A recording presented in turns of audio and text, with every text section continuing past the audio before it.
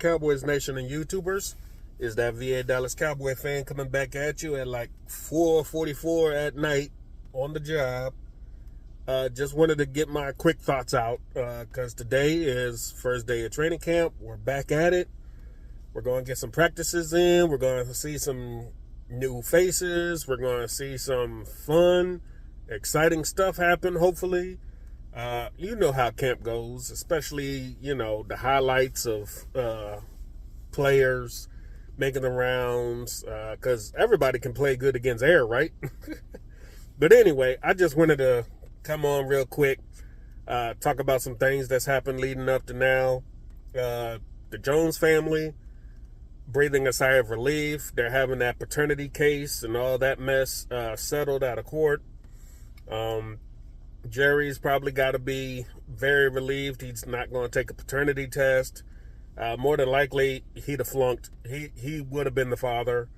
But due to whatever the settlement is, I guess the end of it is that the order that was installed back in the 90s, as far as paying the mother and the daughter to live, they're going to go back to that deal or whatever that was before she apparently broke the deal. Since that was what the whole countersuit was about, saying she broke the deal by coming out and saying anything, basically. But glad it's settled. More than like she can go on believing that he is the father. He's going to go on knowing that he's probably got a daughter out there. And, it doesn't have to get dragged out in court anymore, and it's settled. Whatever they do behind the scenes, not in the public eye, is fine with me. Not everything needs to be reported. Anyway, next thing about the front office and the Joneses, they don't know what the hell they're doing with money. They're still not paying out these contracts. We've seen articles about them thinking about settling the team. I don't know where that idea came from, but that's an idea floating around. They just love to sit back, procrastinate, let other deals get made before they even start negotiations, and it always ends up biting them in the butt. They're never forward thinking. They're never proactive in these talks. And when they say they're not going to reset the market, they end up resetting the market. It is what it is. But that leads me into my next thing. MG13 has retired. Michael Gallup has retired. We let him go from his contract this past offseason. They basically saw that his production was nowhere near where it should have been, which was kind of obvious coming back from the ACL injury, that they paid him a lot of money. They decided to pay him instead of continuing to keep Cooper and him. And that deal ended up blowing up in their face, as we now are paying Cooper the rest of his money to play for Cleveland, basically, where he has went for over 1,100 yards and like 1,700 yards in the last 2 seasons with backup quarterbacks, and just, wow. I mean, his numbers are impressive for what he's done in Cleveland. And he could have been doing it for the Cowboys, but they decided not to go that route due to personal stuff. Who knows? It definitely wasn't financial. But that's the way it goes. You paid one receiver and not the other, and one is now retired, and one is still putting up numbers for another team.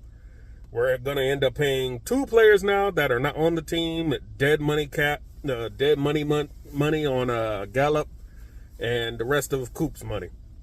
But in losing Cooper, we have ascended CeeDee Lamb, which brings me to my third thing. CeeDee Lamb is holding out. He wants his new contract, which I get. You've shown up. You've basically turned up with Dak. You made yourself one of the top wide receivers in the league, and you should be paid for it. It's your negotiation window. They should have paid you before Jefferson and everybody else started getting paid, but as usual, the Cowboys didn't. So now it's biting them in the butt, because now that price has gone up. So They'll eventually have to pay him. More than likely, it'll be before the season starts just to get him out there, because this is going to be a loss of practice reps with Dak in the new offense. But you got 1 year in it, so you might be fine. But this could be a win-win, as the younger talent can now work with Dak in the offense. Zeke can come back and get in with the offense, and there's a little more of a cohesive unit with the younger wide receivers now that you normally wouldn't get with Lamb taking up a lot of the reps. So it's kind of a win-win in that regard. And the fourth and final thing, the reports about Tyler Guyton not being ready and him being a backup and putting Chuma Oduga out there. I don't know, man. I mean, you draft these guys, you got to put them into the fire. You did it with Terrence Steele, and it worked out great. He's got to go out here and get these reps. If he blows it, he blows it. But at least he's learning while he's blowing it. And that's just going to make him all the better for it.